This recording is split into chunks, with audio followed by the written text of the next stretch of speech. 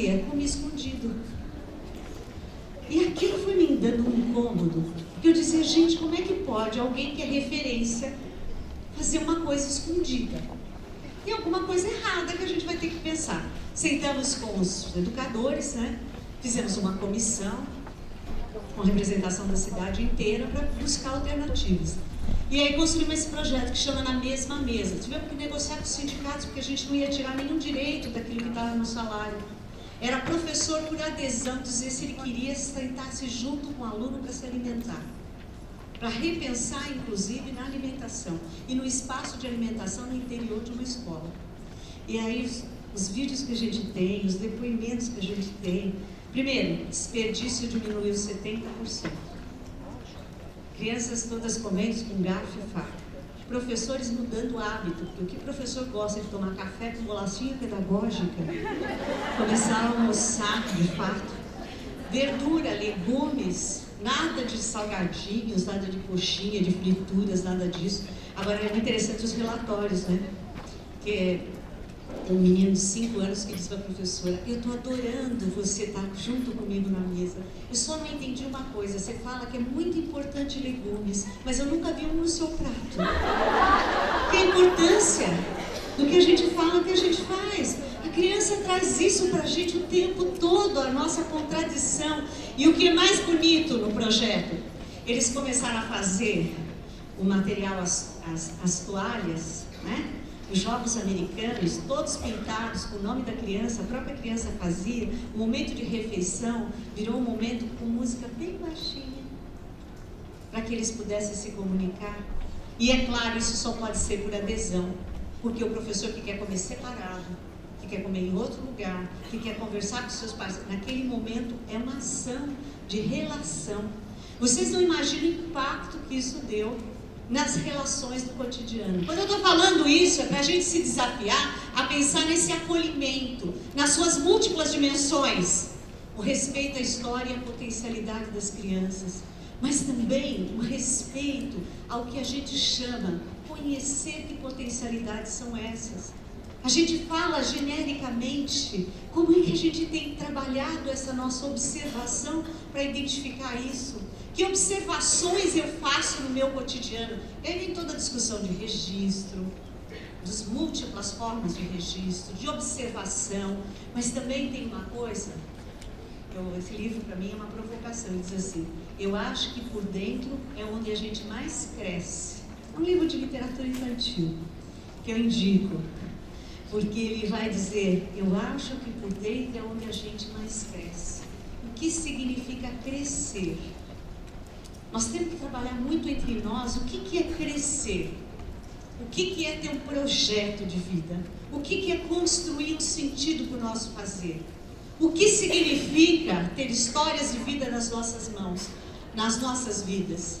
E aí eu trouxe não podia deixar, né? Vim na terra de vocês e não falar de Manuel de Barros. Eu digo que o Manuel de Barros é uma fonte de inspiração, uma grande fonte de inspiração. Eu, há pouco tempo, uma aluna minha defendeu uma dissertação. Todas as afirmações que ela faz é a partir dos poemas do Manuel de Barros. É um texto lindo, poético e científico, porque ela vai fazendo análise junto com as várias reflexões que o Manuel de Barros. E uma delas é, quando ele fala achadouros de infância, ele usa essa expressão, achadouros de infância. Ela começa o trabalho dela dizendo achadouros de infância.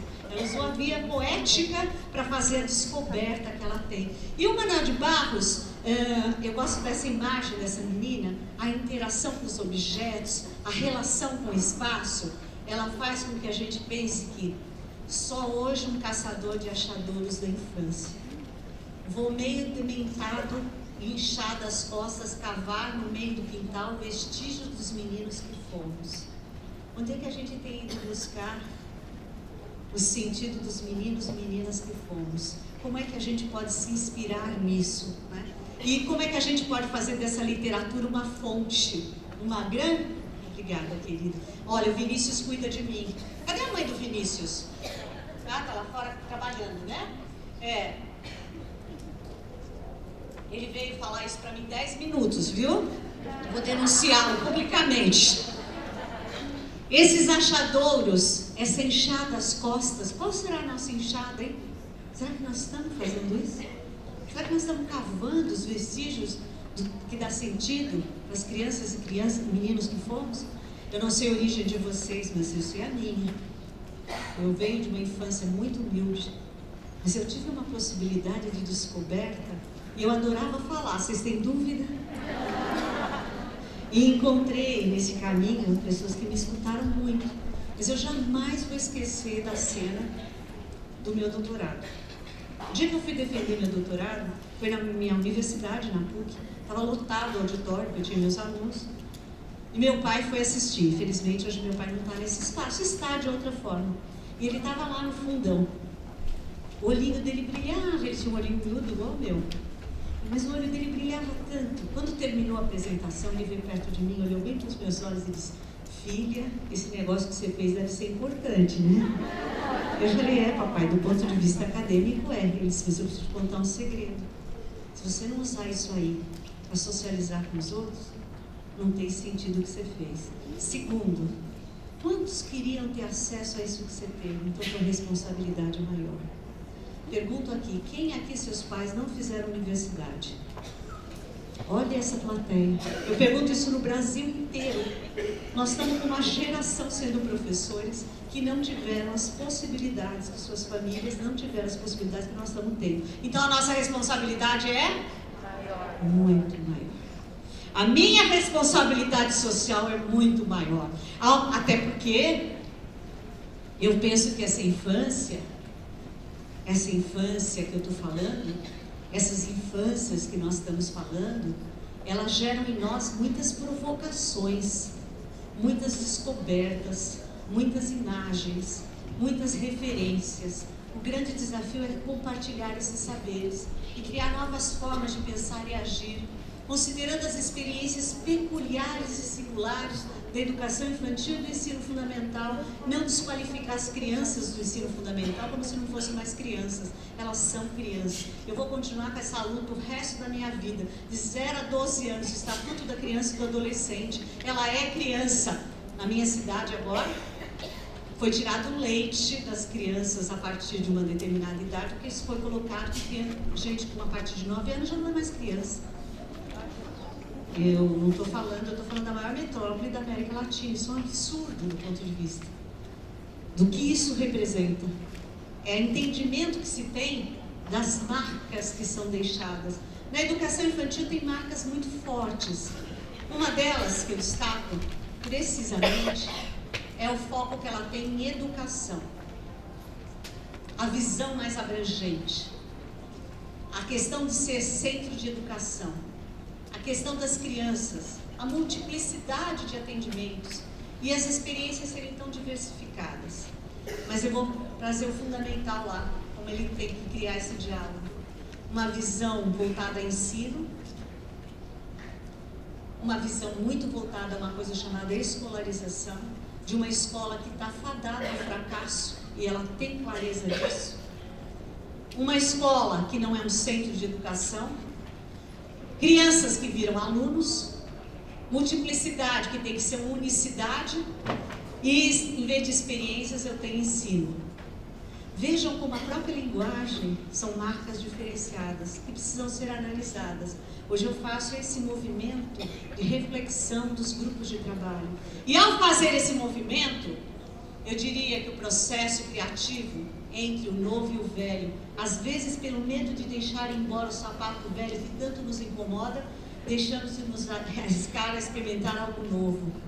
Qual é a experiência que nós estamos vivendo que rompe paradigmas, que faz com que as dicotomias sejam rompidas, que faz com que os educadores se sintam de fato educadores na sua essência? Como é que eu lido com uma coisa chamada que as crianças levam para o ensino fundamental? Alguém viu isso na internet? O tamanho que foi uma prefeitura e disse que era, olha o tamanho, mas aí eu, como sou adepta a imagens, atualmente estudando muito imagem, eu tive uma ideia. O que essas crianças da educação infantil levam para o ensino fundamental? Aí eu fiz uma listinha, aí precisa ser grande, olha, tem que levar brilho, crença, alegria, amizade, aventuras, esperança, ludicidade, vivacidade, curiosidade, ingenuidade, experiências, conhecimentos, encantamentos, espontaneidade. Olha como a mala tem que ser grande. Mas não é essa mala aí que tem que ser grande. É a forma como eu estou apresentando isso.